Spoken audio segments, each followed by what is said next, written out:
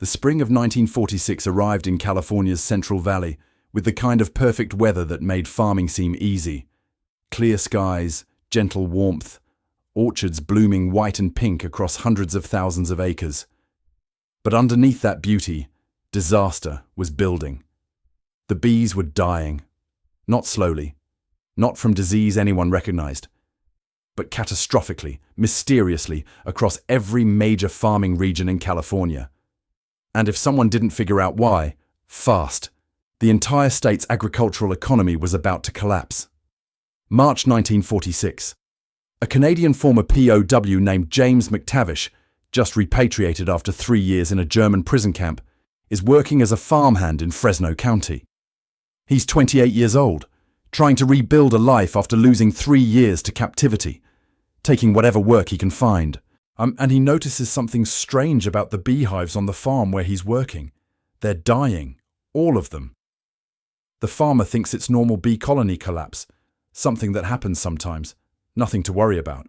But McTavish knows better, because in Stalag 7A, where he spent 2 years as a prisoner, he learned things about bees that are about to save California's economy. And nobody will believe him until it's almost too late. If you want to hear how a Canadian POW's prison camp beekeeping knowledge prevented an agricultural catastrophe that could have destroyed California farming, make sure you subscribe, because this story connects German prison camps, desperate survival, and one man's obsessive attention to detail in ways that changed American agriculture forever. Let me take you back to 1943. James McTavish, Sir Corporal with the Canadian Army, is captured during the Italian campaign. He's processed through the POW system and ends up at Stalag 7A near Moosburg, Germany. It's a massive camp, eventually holding over 70,000 prisoners from multiple nations. Conditions are harsh, but not deliberately brutal. The Germans, at this stage of the war, are still mostly following Geneva Convention rules for POWs. Prisoners get minimal rations, basic shelter, organized work details. It's survivable, but barely. The camp has a peculiar feature, an extensive garden program where prisoners grow vegetables to supplement their rations. And maintaining this garden are beehives, about 30 of them, managed by a German civilian beekeeper who's too old for military service, but who's been contracted to keep the hives productive. The bees pollinate the gardens, produce honey that supplements camp food supplies, and give the German administration something to point to when Red Cross inspectors visit. See? We're humane. We even keep bees. McTavish, before the war, had helped his uncle run a small apiary in Ontario. Just a few hives, hobby-scale beekeeping, nothing professional. But it was enough that when the German beekeeper, a man named Herman who spoke broken English, needed help managing the expanding hive operation, McTavish volunteered. Anything to get out of regular work details. Anything to spend time outdoors instead of in the cramped barracks. Anything to do something that reminded him of home. What starts as work detail becomes education. Because Herman is a master beekeeper, trained in techniques that Canadian beekeepers in the 1930s had never heard of.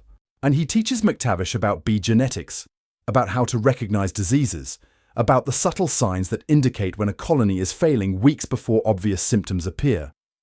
And he teaches him about something called Nosema apis, a microsporidian parasite that infects bee gut tissue, that spreads through contaminated water sources that can destroy entire apiaries if not caught early. In Germany, Herman explains, Nosema is constant threat.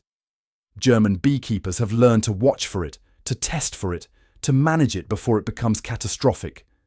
McTavish, with nothing but time in a prison camp, becomes obsessed with the bees. He studies them for hours. He learns to recognize the microscopic signs of Nosema infection, the way infected bees move differently, the subtle changes in hive behavior. It's the patterns of die-off that indicate parasitic infection rather than environmental stress. Herman, impressed by McTavish's attention to detail, starts treating him like an apprentice rather than prison labor. They have long conversations about bee biology, about hive management, about the art and science of keeping colonies healthy.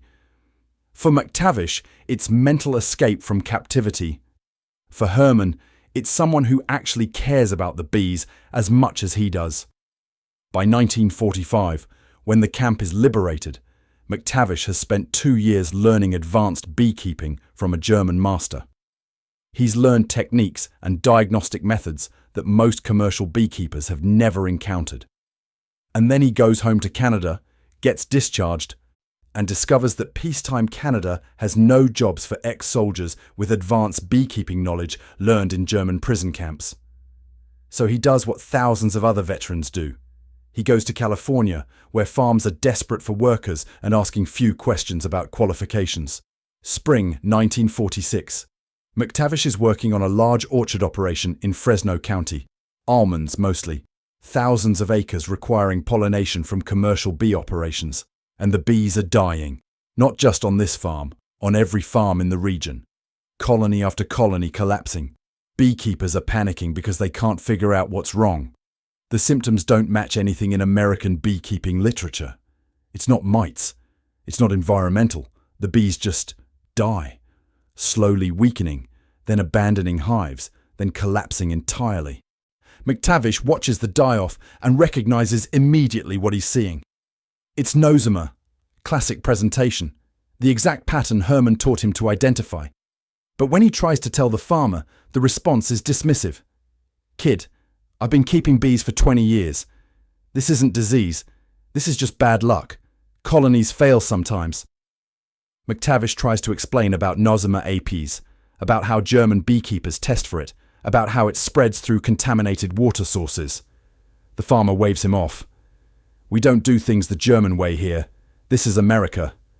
But the die-off continues. And it's spreading. By April 1946, commercial beekeepers across California's Central Valley are reporting catastrophic colony losses. 30%, 40%. Some operations losing half their hives. The economic implications are staggering. California's fruit and nut crops depend entirely on bee pollination. No bees means no pollination. No pollination means crop failure. If this continues through the full pollination season, California could lose hundreds of millions of dollars in agricultural production. The state's economy could collapse. The University of California gets involved. Agricultural scientists start investigating. They test for every bee disease known to American beekeeping. Nothing matches. The bees are dying from something that California experts don't recognize, don't know how to test for, don't have treatment protocols for. The investigation stalls. The die-off continues. And farmers are starting to make desperate calculations about whether they can even plant next year if they have no way to pollinate crops. McTavish, watching this disaster unfold, does something that takes considerable courage for a 28-year-old farmhand with no credentials. He writes to the University of California's Agricultural Extension Office. He explains that he thinks he knows what's killing the bees. He describes Nosema apis, describes the diagnostic techniques Herman taught him, describes the testing methods German beekeepers use. He offers to demonstrate. He's ignored. A prison camp education from an enemy nation's beekeeper isn't considered credible by university scientists with PhDs. But one extension agent, a woman named Dr. Sarah Chen, who'd spent the war years working in agriculture while male colleagues were deployed, reads McTavish's letter and thinks, what if he's right? What if this Canadian ex-POW actually learned something in that prison camp that our experts don't know? What do we have to lose by checking? So she drives to Fresno, finds McTavish, and asks him to show her what he knows. McTavish takes her to the dying hives. He shows her how to identify infected bees by their movement patterns, by the subtle trembling that indicates nosema infection, by the way they abandon foraging behavior.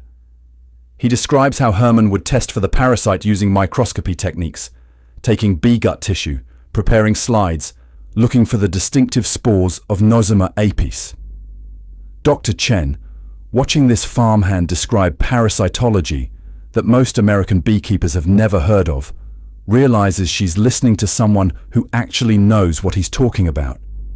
They test, using Herman's methods, using microscopy equipment borrowed from the university, using the diagnostic protocols McTavish learned in Stalag 7A.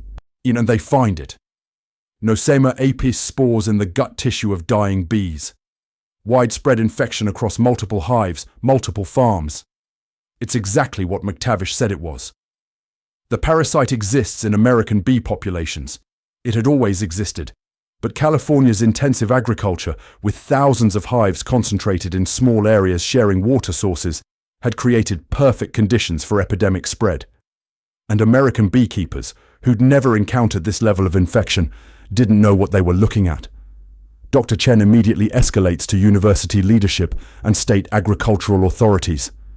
She brings McTavish with her, and there's resistance, not from scientific skepticism, but from pride. The idea that a Canadian farmhand with prison camp training has diagnosed something that University of California experts missed is embarrassing. The idea that German beekeeping techniques are superior to American ones is politically uncomfortable in 1946 when anti-German sentiment is still intense. McTavish has to demonstrate his diagnostic methods multiple times, has to show professors how Herman taught him to identify infections, has to prove that he's not just guessing. But the evidence becomes undeniable. The dying bees have nosema. The testing methods work.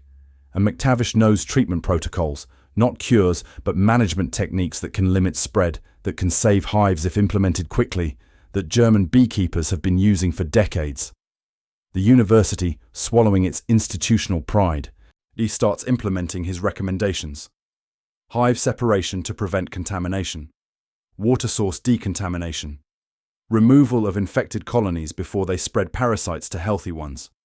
Testing protocols to identify infections before they become catastrophic. The intervention works. By late spring 1946, the die-off stabilizes. By summer, it's reversing. Bee populations start recovering. California's pollination season is saved, not completely, losses are still significant, but the catastrophic collapse that seemed inevitable is prevented. Crops get pollinated. The agricultural economy survives. And it happens because one Canadian POW spent 2 years in a German prison camp, learning beekeeping from a master who taught him to recognize a parasite that American experts didn't know to look for. McTavish becomes briefly famous. Newspapers run stories about the POW who saved California's bees. The University of California offers him a position as a field consultant, teaching American beekeepers the German diagnostic methods. He spends the next 2 years training commercial operations, demonstrating Herman's techniques, spreading knowledge that fundamentally changes how American agriculture manages bee health. By 1948, nosema testing is standard practice in California beekeeping. The techniques McTavish learned in Stalag 7A have become industry standard. But McTavish doesn't stay in the spotlight. By 1950, he's back in Canada, running a small commercial apiary in Ontario, avoiding attention. When asked about his role in saving California agriculture, he deflects credit. "I just remembered what Herman taught me. He's the one who knew bees, and I just happened to be in the right place to use what he taught me." In later years, he would correspond with Dr. Chen, would send occasional updates on beekeeping techniques, would quietly consult when California faced other bee health crises. But he never sought recognition for what he'd done. Herman, the German beekeeper who'd trained him, survived the war and continued keeping bees near Moosburg until his death in 1967. McTavish sent him letters occasionally, short, factual updates about how the techniques were working in North America, how nosema management had become standard practice, how the knowledge from those prison camp hives had saved an entire agricultural region. Herman would reply with technical questions, with curiosity about American beekeeping, with the same obsessive attention to detail that had made him notice a Canadian POW who actually cared about learning. Their correspondence, preserved in McTavish's papers, is entirely about bees. No discussion of the war, no processing of prisoner guard dynamics, just two beekeepers sharing knowledge across nations and years. The deeper significance of this story isn't just that a POW's knowledge saved California agriculture, though it did. It's what it reveals about how expertise moves between enemies, how knowledge transcends politics, how a German civilian teaching a Canadian prisoner in 1943 could produce benefits that saved American farming in 1946. The war created the circumstances that put McTavish in that prison camp, that gave him time to learn from Herman, that eventually placed him in California when disaster struck. At the knowledge that crossed those boundaries, from German expert to Canadian prisoner to American agriculture, created value that peacetime education systems hadn't produced. And it reveals something about post-war agricultural challenges that official histories rarely address. That American farming, despite its industrial scale and scientific pretensions, had blind spots. That intensive agriculture created disease pressures that traditional practices couldn't manage. That sometimes the solution came from unexpected sources, from techniques developed by former enemies, from knowledge systems that pride and politics made Americans reluctant to accept, from a Canadian ex-POW who'd paid enough attention during captivity to recognize what California experts had missed.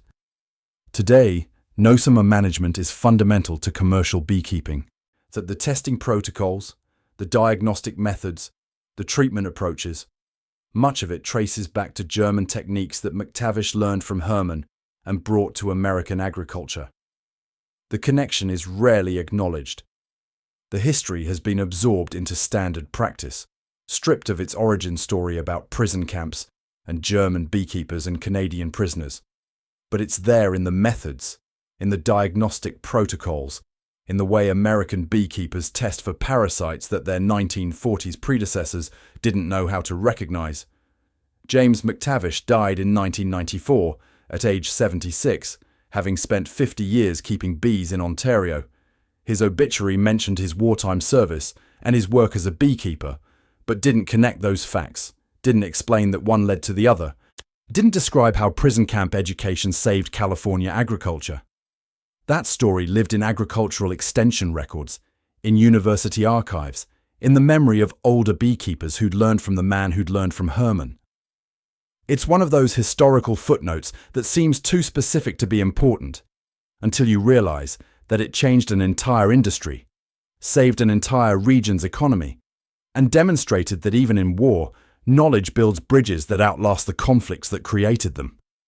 The Canadian POW who knew about bees didn't just rescue a California valley.